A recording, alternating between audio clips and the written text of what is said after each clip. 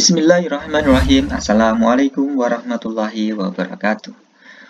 Selamat pagi anak-anakku semuanya. Semoga selalu sehat dan dilindungi oleh Allah Subhanahu wa taala. Untuk memulai pembelajaran hari ini, marilah kita berdoa. Berdoa dimulai. Alhamdulillahirabbil alamin. Dan untuk materi hari ini yang akan Bapak sampaikan adalah sistem pernapasan manusia. Ya. Adapun kompetensi dasar, kemudian indikator dan tujuan dari materi pembelajaran hari ini adalah menganalisis sistem pernafasan pada manusia dan memahami gangguan pada sistem pernafasan serta upaya menjaga kesehatan pada sistem pernafasan. Kemudian ada indikatornya. Yang pertama adalah memahami dan mengidentifikasi organ pernafasan. Kemudian ada memahami mekanisme pernafasan, selanjutnya memahami berbagai gangguan pada sistem pernafasan, dan terakhir menjelaskan upaya menjaga kesehatan sistem pernafasan. Selanjutnya ada tujuannya ya. Yang pertama, siswa bisa memahami dan mengidentifikasi organ pernafasan. Yang kedua, siswa bisa memahami mekanisme pernafasan. Selanjutnya, siswa memahami berbagai gangguan pada sistem pernafasan, dan siswa setelah mempelajari ini bisa menjelaskan upaya menjaga kesehatan sistem pernafasan. Baik ya, ini yang harus kalian tempuh adalah di indikator dan tujuannya. Nah, selanjutnya, bahasan pokok pada materi kali ini adalah pengertian sistem pernafasan. Yang kedua, organ-organ pernafasan, memahami mekanisme pernafasan, memahami berbagai gangguan pada sistem pernafasan, dan terakhir adalah bagaimana cara atau upaya menjaga kesehatan pada sistem pernafasan. Nah, sistem pernafasan itu apa? Ada yang tahu? Ya, mungkin di SMP, di SD ya, mungkin di SD, atau dengar dengan temannya, kakak-kakaknya, mungkin kalian sudah paham, dan mungkin ini sudah setiap hari kalian temui dalam kehidupan sehari-hari. Ya, kapanpun, dimanapun, ya, siapapun pasti melakukan namanya pernafasan. Jadi apa itu pernafasan? Pertukaran gas oksigen dan karbon dioksida yang dilakukan oleh makhluk hidup, ya, untuk menghasilkan energi, dan sisa oksidasi itu berupa karbon dioksida dan uap air. Nah, makanya jangan heran ketika kita pelajari tentang sistem ekskresi pasti ada namanya organ pernafasan. Baik, selanjutnya adalah pernafasan dibagi menjadi dua ya. Ada eksternal, ada internal. Eksternal itu apa? Pertukaran oksigen dengan karbon dioksida yang terjadi antara paru-paru dan darah, itu eksternal. Sedangkan internalnya adalah pertukaran oksigen dengan udara, pertukaran oksigen dengan karbon dioksida yang terjadi antara darah dan jaringan. Begitu ya, jadi mudah diingatnya kalau X itu keluar, kalau in masuk. Jadi kalau X keluar berarti antara paru-paru dengan lingkungan. Sedangkan internal itu adalah dari darah yang pokoknya ada di dalam, yaitu dengan jaringan. Alat-alatnya apa saja? Ya, yang kita lihat di gambar berikut ini. Ini adalah sistem organ ya dari sistem pernafasan. Apa aja alatnya? Yang kita lihat di sampingnya gambar itu ada namanya hidung. Hidung adalah lubang udara ketika udara itu mau masuk ke tubuh. Kemudian ada faring dan laring, ya. Kemudian dan trakea, ini adalah saluran ya, udara yang tersusun atau terbuat dari kartilago, yaitu ada namanya cincin tulang rawan ya.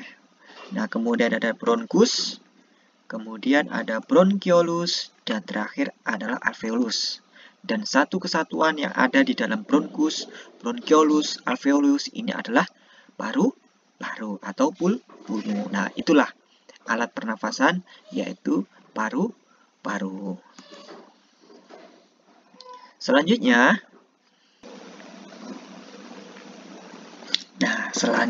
adalah volume udara pernafasan. Nah, volume udara pernafasan ini ternyata di dalam paru-paru kita ini ketika kita mengeluarkan, menghembuskan nafas, ternyata masih ada sisa di dalam paru-paru kita. Ya. Baik, kita pelajari. Nah, ada volume tidal. Volume tidal, ya, volumenya adalah 500 mili atau 500 cc. Yaitu apa itu volume tidal? Volume tidal adalah udara yang dihirup dan dihembuskan dalam keadaan biasa. Ya. Kemudian ada yang volume cadangan inspirasi. Volume cadangan inspirasi ini volumenya adalah 1500 cc. Dan volume cadangan inspirasi adalah udara yang masih dapat dihirup lagi dengan cara inspirasi yang maksimum setelah inspirasi biasa. Nah, kemudian ada volume cadangan ekspirasi. Volumenya berapa? Sama, yaitu 1500 cc. Ya, udara yang dapat dihembuskan lagi pada ekspirasi maksimum dengan mengerutkan otot perut kuat-kuat. Ya, jadi ketika kita keluarkan semaksimal mungkin, nah inilah 1500 cc, inilah udara yang dapat dihembuskan. Terakhir, itu adalah volume sisa yang ada di dalam paru-paru. Sisanya berapa? Ternyata ada 1000 cc. Nah, volume sisa ini adalah udara yang tidak dapat dihembuskan lagi dan menetap pada paru-paru. Jadi, total keseluruhan dari volume udara pernafasan dalam paru-paru itu ada berapa? Ada 5000 cc. Baik. Jadi semua total yang ada paru yang ada dalam paru-paru kita totalnya adalah 5000 cc. Mudah kan? Nah, kemudian ada proses. Nah, ini ya. Saya sudah tuliskan 1 2 3 4 5 6 dan seterusnya. Kemudian kita bahas isi satu-satunya. Step by step ya. Proses dari sistem pernafasan. Yang pertama, sama ya, hidung. Hidung adalah udara masuk ya melalui hidung. Dan di hidung terdapat rambut dan air ya atau minyak cairan gitu ya. Yang digunakan untuk apa? Untuk melembabkan permukaan dari hidung. Sedangkan rambut yaitu digunakan untuk menyaring debu-debu yang masuk bersama udara. Setelah hidung ada apa? Yaitu ada faring. Nah, di faring dan laring. Nah, laring ini melewati faring dan trakea, udara di sana disaring ulang. Kemudian ada bronkus. Ya. Sebelum bronkus itu ada trakea ya, trakea. Nah, trakea ini digunakan untuk apa? Menyaring ulang gitu ya. Kemudian ada ketiga adalah bronkus. Bronkus ini adalah percabangan bronkus kanan dan kiri. Kemudian ada bronkiolus. Nah, bronkiolus ini adalah percabangan tadi, saluran percabangan kanan kiri ya. Kemudian udara disalurkan menuju ke alveolus. Terakhir adalah alveolus. Nah, alveolus terjadilah pertukaran gas oksigen dan karbon dioksida ya. Melalui apa prosesnya? Yaitu dengan cara difusi. Nah, mungkin sampai sini masih kurang jelas ya. Lebih baik kita lihat video ini ya. Lebih jelasnya kita lihat video ini. Jangan kemana-mana ya. Kita simak video berikut ini.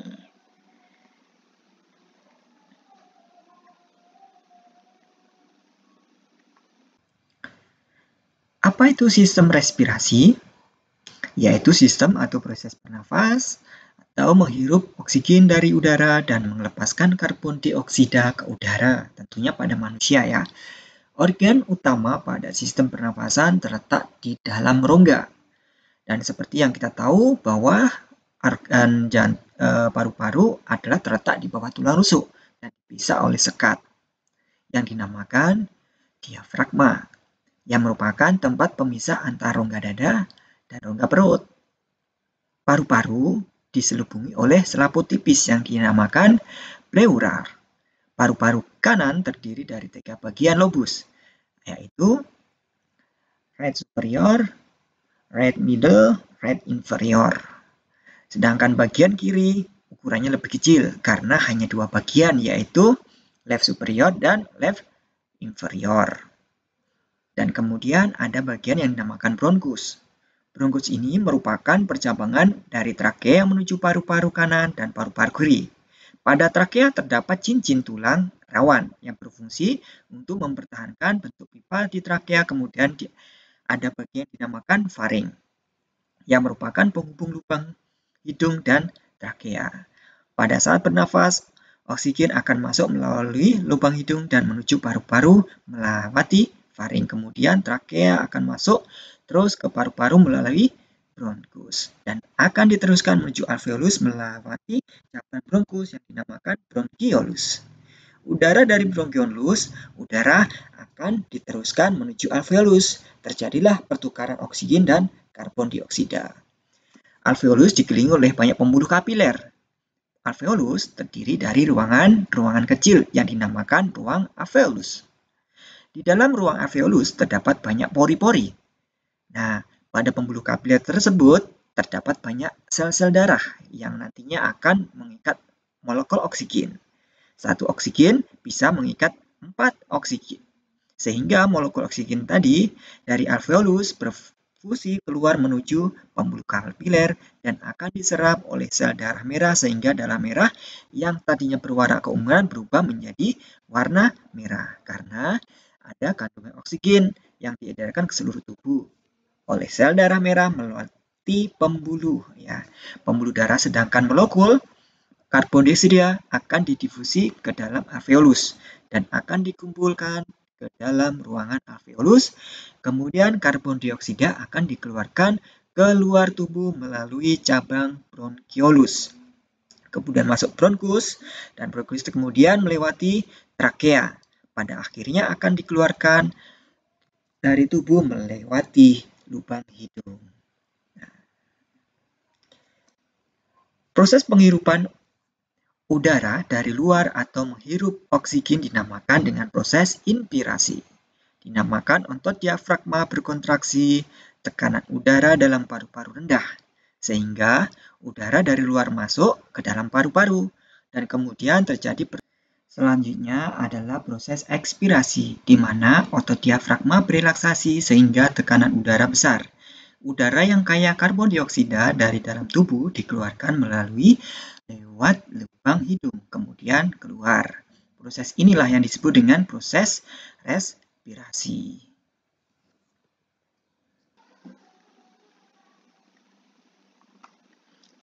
Ya, itulah tadi proses mekanisme pernafasan yang terjadi dalam tubuh kita ya. Nah, jika yang belum paham bisa diputar ulang video tadi yang sudah dijelaskan dari lubang hidung sampai ke pertukaran ya dalam tubuh kita, yaitu tentunya di alveolus.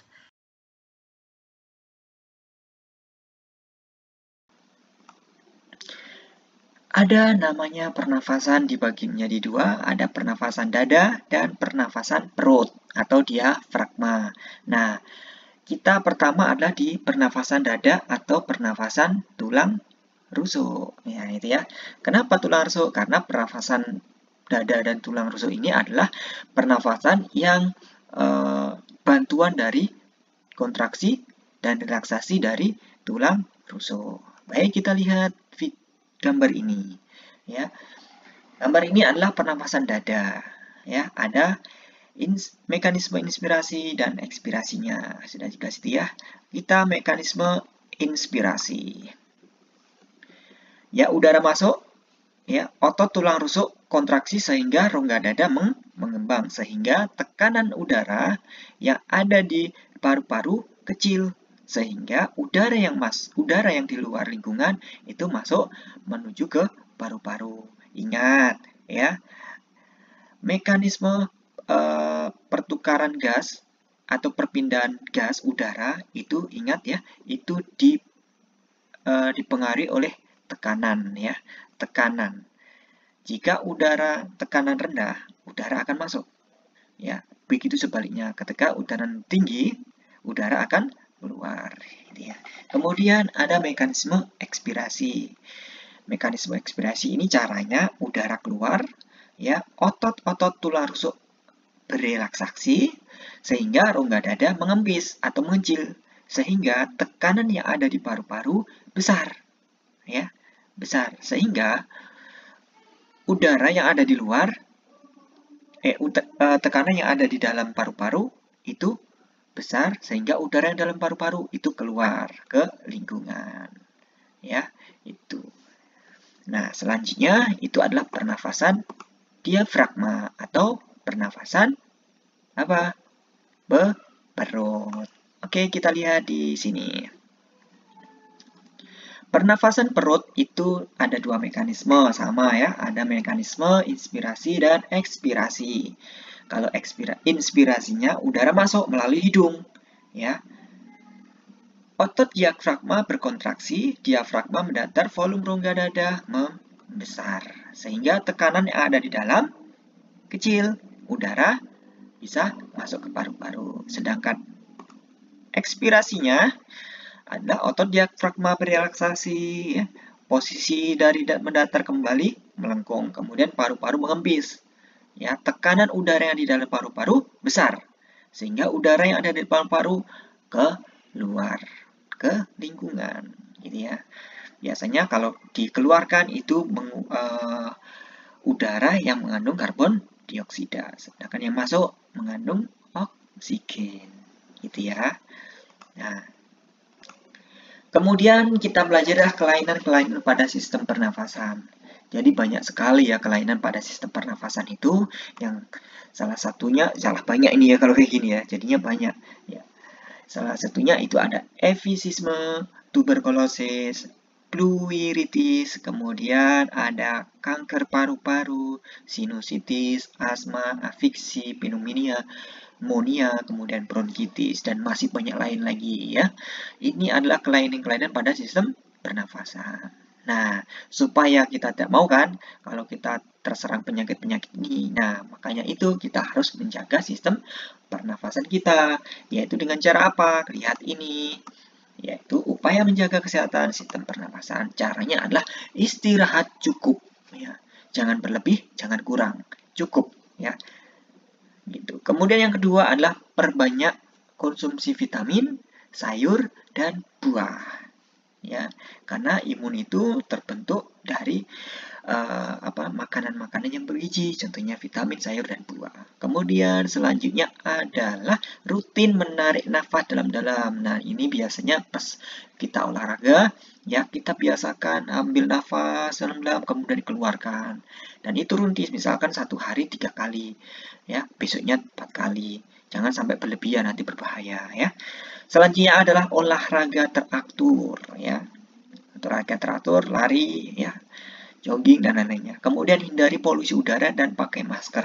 Nah, hindari polusi udara dan pakai masker ini seperti saat ini yang terkena namanya pandemi COVID-19, dan kita disarankan untuk pakai masker supaya apa? Supaya udara yang masuk dalam hidung kita ke tubuh kita itu tersaring ya, tersaring. Jadi bakteri, virus, kemudian debu-debu itu tersaring ya. Makanya kita disarankan oleh menggunakan pakai masker ya.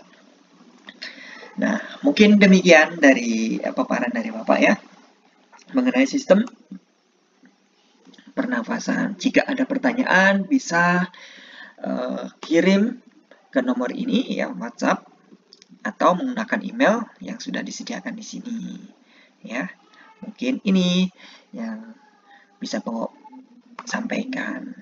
Nah, referensinya adalah ya gambar dari freepik.com, kemudian dan lain-lainnya itu ada Mengguru, kemudian YouTube dan lain-lainnya ya.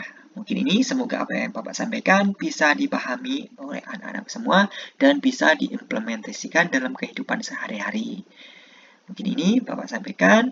Saya akhiri. Wassalamualaikum warahmatullahi wabarakatuh. Semangat belajar.